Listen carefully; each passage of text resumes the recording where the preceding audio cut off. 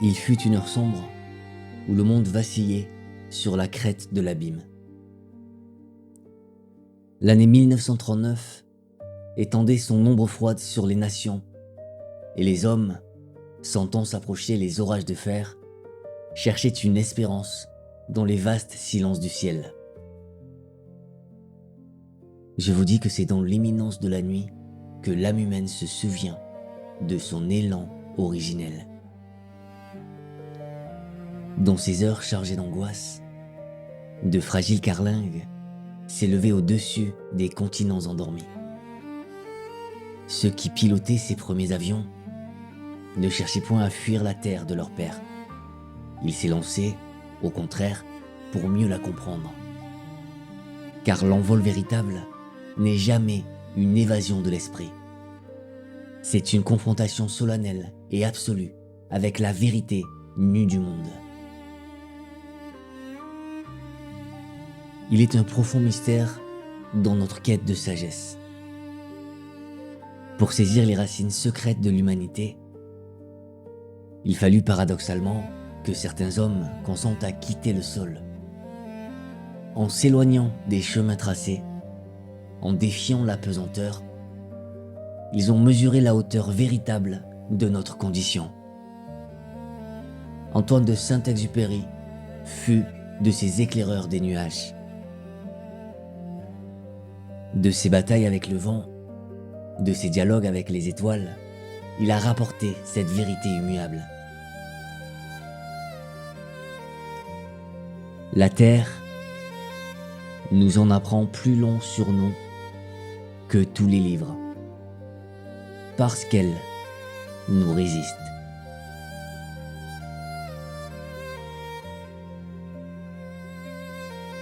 Sachez que l'épopée la plus vibrante du siècle passé n'est point le fruit d'une invention vaine ni un roman tissé d'illusions. Elle est le témoignage brûlant d'une vie offerte, le carnet de bord bien réel d'un guide qui frôlait le néant et tutoyait l'éternité. Et pourquoi bravait-il la foudre et le froid silencieux des hautes altitudes? Pour livrer le courrier de ses frères. Contemplez cette folie sublime. Embrassez ce paradoxe sacré. Risquez son propre souffle pour porter de simples lettres de papier d'un continent à l'autre. Dans ce sacrifice de la chair pour lier les hommes entre eux, réside le sens même de notre présence sur cette terre. Je vous invite aujourd'hui à épouser ce sillage de lumière. Nous cheminerons ensemble sur les traces de ces bâtisseurs de l'aube, recueillant l'héritage de la ligne, cette route impalpable où la peur recule devant la fraternité. Nous contemplerons la machine volante, non point comme un triomphe de l'acier, mais comme un instrument de révélation spirituelle. Je vous conduirai ensuite au cœur aride du Sahara, là où le fracas d'un avion échoué dans les sables ouvre les portes de la soif et d'un dépouillement mystique. Et lorsque le désert aura purifié nos regards, nous entendrons le grand cri du poète. Un plaidoyer puissant et intemporel pour sauver la dignité souveraine de chaque être humain, menacé de sombrer sous la marche aveugle du monde.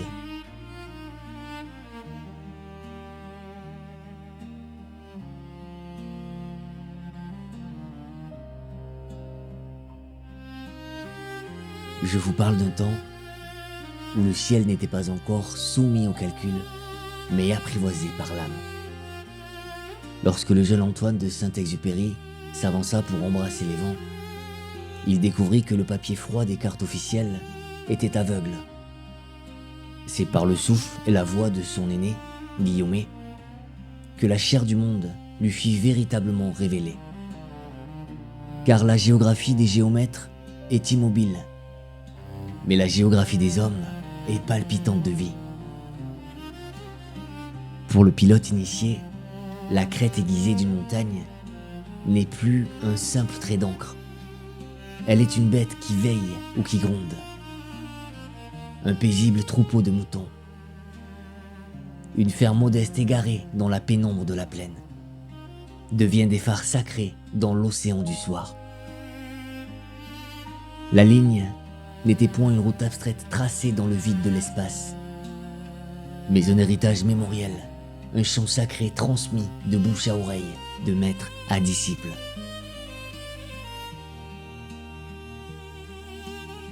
Dans la solitude vertigineuse des altitudes, ces bâtisseurs de l'invisible ont trouvé la plus dense des présences.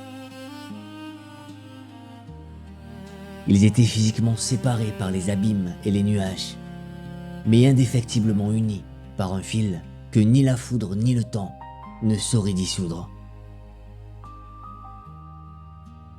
Ce n'était point une affection de paroles vaines, mais une fraternité virile et silencieuse, forgée dans le creuset du péril et le don absolu de soi. Écoutez comment Antoine de Saint-Exupéry consacre cette lumière intérieure. La grandeur d'un métier est peut-être, avant tout, d'unir les hommes. Il n'est qu'un luxe véritable, et c'est celui des relations humaines. L'outil, voyez-vous, ne sert pas à dominer la distance, mais à relier les cœurs. Et vint l'heure où cette fraternité fut éprouvée par le souffle impitoyable de la mort. Tournez votre regard vers la majesté cruelle de la cordillère des Andes, au cœur d'un hiver de glace. Là, l'ami, le grand aîné Guillaumet, fut englouti par les tempêtes aveugles. Son frêle vaisseau de métal fut terrassé par la montagne. Mais je vous le dis, c'est précisément là où la machine expire que l'homme véritable s'éveille.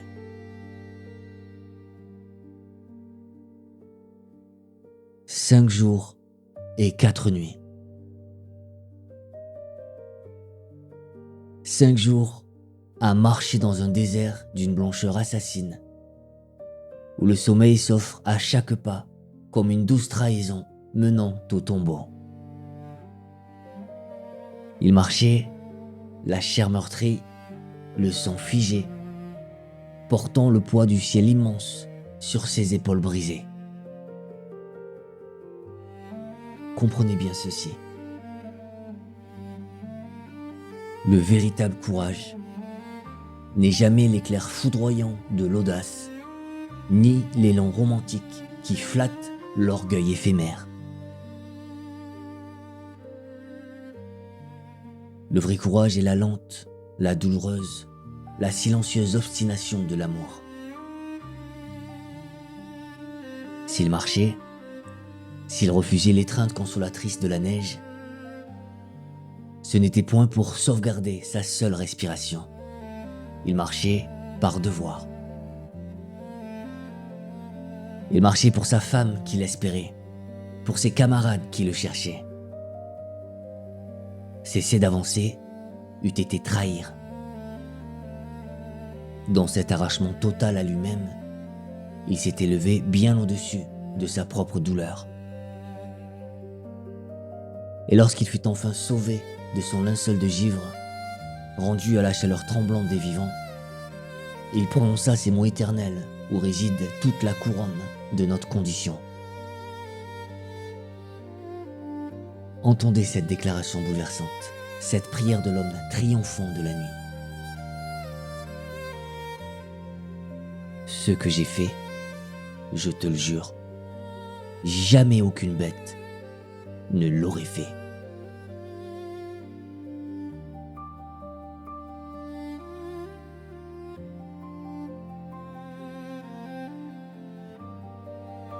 On vous a souvent murmuré que le métal froid étouffait le chant de l'âme, que le vacarme des moteurs chassait la poésie de nos horizons. Je vous prie de vous détourner de ces illusions. Antoine de Saint-Exupéry ne contemplez point l'avion comme le triomphe orgueilleux d'une industrie sans visage, mais comme l'outil humble et sacré de l'artisan. L'acier, patiemment tissé par la main humaine, n'est point un geôlier, il est un libérateur. De même que le laboureur confie sa force à la charrue pour éventrer le sol et y semer la vie. Le pilote s'en remet à la machine pour tracer de nobles sillons dans les champs de l'invisible. L'outil, voyez-vous, ne nous arrache pas à la nature. Il nous y replonge, infiniment plus nus et plus vrais. Il est la clé de fer qui ouvre la porte de notre propre mystère. Écoutez comment Antoine de Saint-Exupéry célèbre cette noce souveraine entre l'homme et l'instrument. L'avion est une machine, certes, mais quel instrument d'analyse! Cet instrument nous a fait découvrir le vrai visage de la Terre.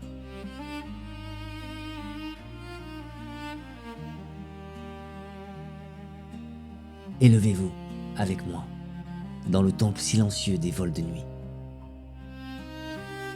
D'en haut, les frontières de papier s'évaporent et les querelles des royaumes se taisent. Que reste-t-il de nos certitudes lorsque le pilote affronte seul la majesté des ténèbres? Sous l'immense voûte du cosmos, la Terre n'apparaît plus que comme un océan de nuit, piqueté de quelques lueurs éparses. Ces foyers tremblants sont les veilleuses de l'humanité. Le ciel nocturne nous révèle notre poignante solitude.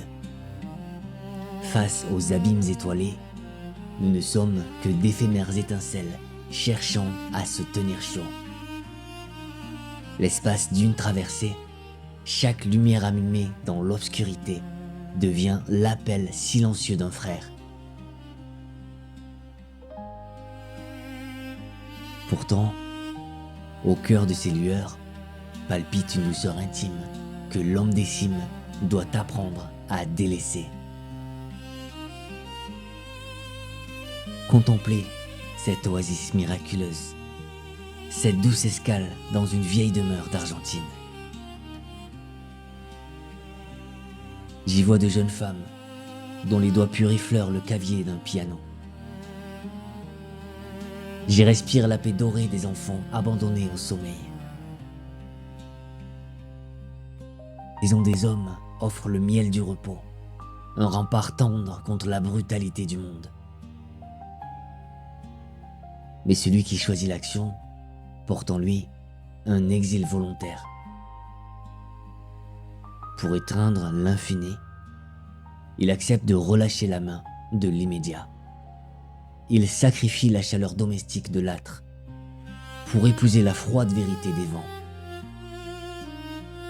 Car c'est en s'arrachant au confort de son propre nid qu'il bâtit, d'un continent à l'autre, la vaste demeure de la fraternité.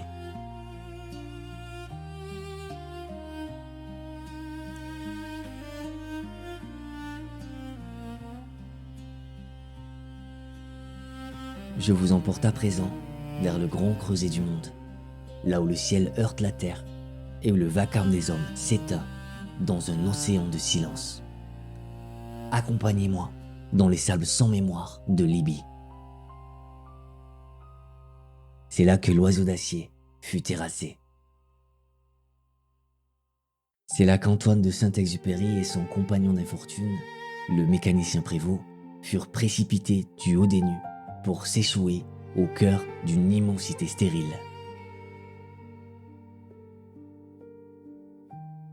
Le désert, voyez-vous, n'est point une simple étendue de poussière. Il est le grand juge, le souverain implacable de la nudité. Il arrache à l'homme les lourds manteaux de ses certitudes mondaines. Il efface les rangs et les vanités pour ne laisser que l'essence palpitante de l'être. Sous le glaive d'un soleil de forge, la soif se lève. Elle n'est plus un besoin. Elle devient un feu dévorant qui déchire la gorge et consume les illusions de l'esprit. Les deux hommes errent. Leurs pas s'enfoncent dans la brûlure. Et l'horizon moqueur enfonce des mirages cruels. Des lacs de grâce et de lumière qui s'évanouissent dès que la main désespérée s'y tend. L'homme, qui se croyait naguère le maître des distances, n'est plus qu'un souffle tremblant, mendiant le miracle d'une goutte de rosée. Dans cette agonie sublimée, tout l'or des empires pèse infiniment moins qu'une larme d'eau claire.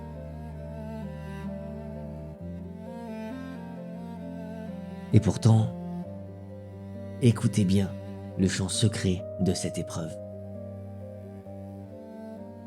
Confronté à l'imminence de sa propre fin, lorsque l'onde du trépas frôle son visage, le pilote ne ressent nulle terreur morbide, nulle panique obscure. Ce qui jaillit de son âme assoiffée, c'est un amour incommensurable. Un élan d'une tendresse infinie pour l'humanité qu'il craint de laisser derrière lui.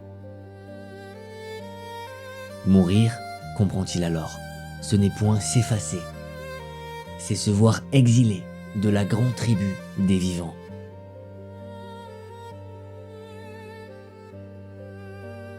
C'est à cet instant de renoncement absolu que s'accomplit l'épiphanie. Du vide aveuglant surgit un pas. Un bédouin, berger anonyme des dunes, s'avance vers eux. Il ne leur demande ni leur nom, ni leur lignage, ni leur croyance. Il s'incline en silence et pose l'eau salvatrice sur leurs lèvres fondues. Dans ce geste humble et majestueux, cet inconnu n'est plus un simple mortel. Il devient le visage radieux de tous les hommes. Il est le frère universel, jailli de la matrice de la terre pour racheter nos solitudes.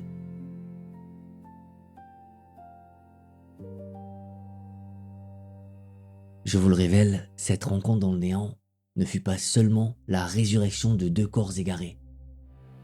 Elle fut le berceau spirituel d'un mythe éternel.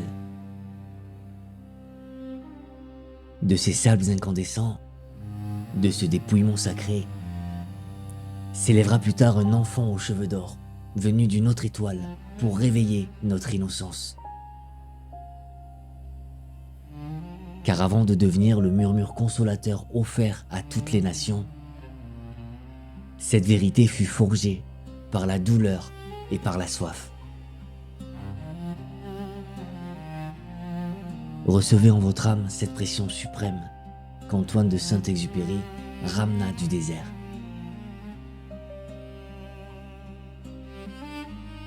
On ne voit bien qu'avec le cœur. L'essentiel est invisible pour les yeux.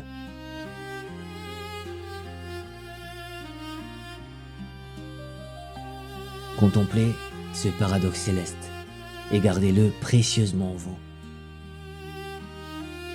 Il a fallu que l'homme fût aveuglé par la brutalité du soleil pour qu'il apprenne enfin à regarder la véritable lumière.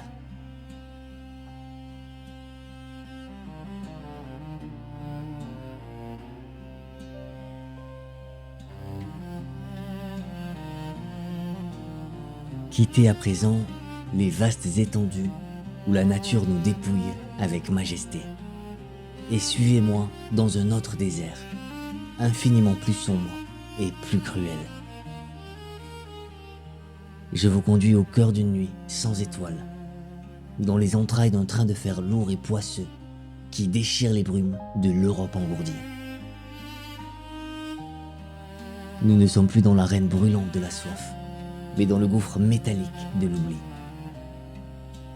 Dans ce convoi d'exil trempent des centaines d'émigrants polonais, chassés de leur foyer, ballottés vers une aube de cendres. Contemplez, en silence, ce peuple endormi. Voyez ces corps lourdement cassés par l'usure des jours. Ces mains faites pour caresser la beauté du monde et devenues d'épaisses écorces. Leurs visages sont traités non comme des sanctuaires, mais comme un bétail docile.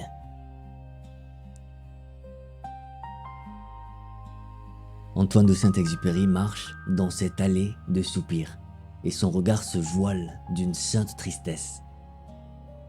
Il voit s'étendre devant lui les ravages de notre monde aveugle. Il dénonce ces systèmes froids, ces idoles d'acier et d'avarice qui broient l'individu pour ne conserver de lui qu'une misérable force de somme. Quel terrible paradoxe que le nôtre. Nous avons appris à élever des vaisseaux vers la pureté des cieux. Mais nous laissons l'humanité ramper dans les ténèbres de la mine.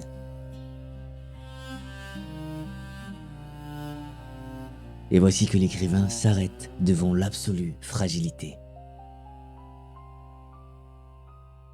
Entre un père et une mère, dont les traits sont déjà effacés par la fatigue, repose un petit enfant. Dans ce visage clos, dans ce souffle léger, palpite une promesse infinie. Cet enfant, dont sa fraîcheur originelle est une source inviolée. Il pourrait être un bâtisseur de lumière, un prince de l'harmonie, un nouveau messager de la grâce. Mais l'observateur sait que la roue du monde écrasera ce bourgeon avant même qu'il n'éclose.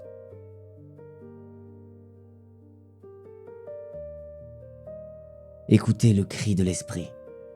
Recevez la révolte d'Antoine de Saint-Exupéry face à cette tragédie silencieuse.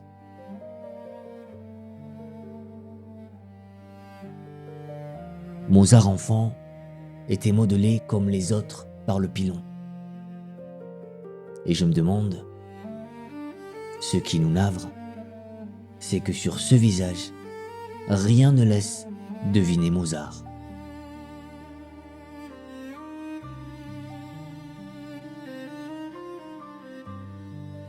Je vous prie d'accueillir la gravité de ce mystère au plus profond de votre âme. Le scandale suprême de la condition humaine ne réside point dans la pauvreté des vêtements, ni dans la rudesse des demeures. Le véritable sacrilège, l'affront fait à l'éternité, c'est le meurtre de la grandeur qui sommeille en chacun de nous. C'est l'étouffement silencieux du génie sous le poids de la nécessité. La seule et unique civilisation digne de porter ce nom n'est pas celle qui multiplie les rouages ou amasse les monnaies. C'est celle qui protège l'étincelle. C'est la main bienveillante du jardinier qui offre à chaque être venu au monde l'espace sacré pour s'élever, épouser sa propre clarté et devenir pleinement et souverainement lui-même.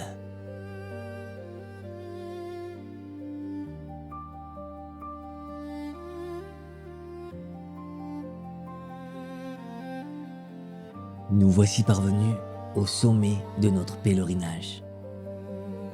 Rassemblons dans le silence de notre cœur les fils de lumière tissés par cet envol. Que nous enseigne la brûlure du sable, la glace des montagnes et la misère des trains endormis. Il nous révèle le plus majestueux des paradoxes. La quête du bonheur ne s'achève jamais dans le creux du repos. ni dans les greniers remplis d'une richesse périssable. La joie véritable est une flamme qui se nourrit de notre propre offrande. Elle naît de l'engagement total, du risque ardemment consenti et de la charge sacrée que nous acceptons de porter pour autrui. C'est en devenant le gardien de son frère que l'homme trouve sa royauté. Recevez cette vérité absolue qu'Antoine de Saint-Exupéry dépose comme un sceau sur notre conscience. Être homme, c'est précisément être responsable. C'est connaître la honte en face d'une misère qui ne semblait pas dépendre de soi.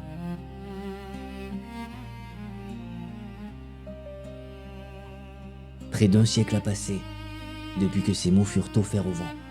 Et pourtant, leur appel résonne aujourd'hui avec la force d'une prophétie. Tournez votre regard vers notre monde présent.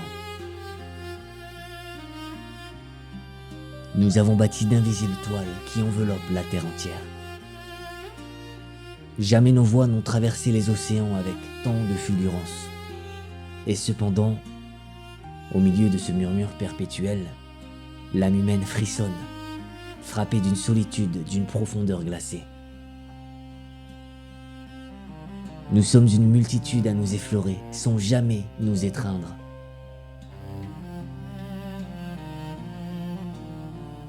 L'écrivain et le pilote nous rappellent que la technologie qui abolit la distance n'abolit point le vide. Le lien véritable ne se décrète pas dans l'illusion d'une présence virtuelle. Il se forge dans la glaise de l'action. Seule la communion autour d'une œuvre partagée, seul le labeur qui dépasse nos courtes existences peuvent fondre nos solitudes individuelles en une fraternité indestructible.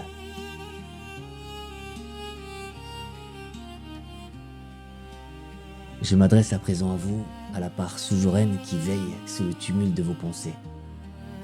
Je vous invite à interroger la nuit de vos propres doutes. Quelle est cette ligne intime que vos mains sont appelées à tracer au milieu des brumes de l'ordinaire?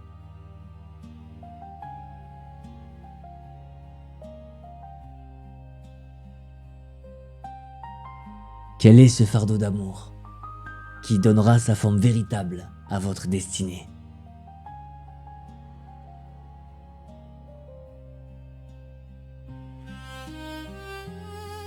Regardez autour de vous avec les yeux de l'esprit et choisissez les camarades de votre cœur. Reconnaissez ceux avec qui vous partagerez le pain de l'effort et la fureur des tempêtes. Nous ne serions cheminés plus longtemps en exilé sur le sol qui nous porte. Laissez l'ultime testament d'Antoine de Saint-Exupéry devenir la boussole apaisante de vos jours. Nous sommes tous de la même planète, passagers du même navire.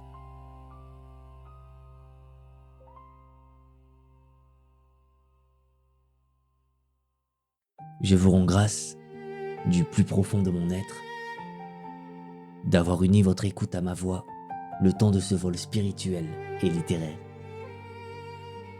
Puissent ces résonances s'infiltrer en vous comme une rosée bienfaisante sur une terre altérée. Je vous souhaite de découvrir une grandeur infinie dans vos propres horizons et de sculpter chaque instant de votre vie avec la noblesse d'un artisan céleste. Marchez avec courage et bâtissez la maison des hommes.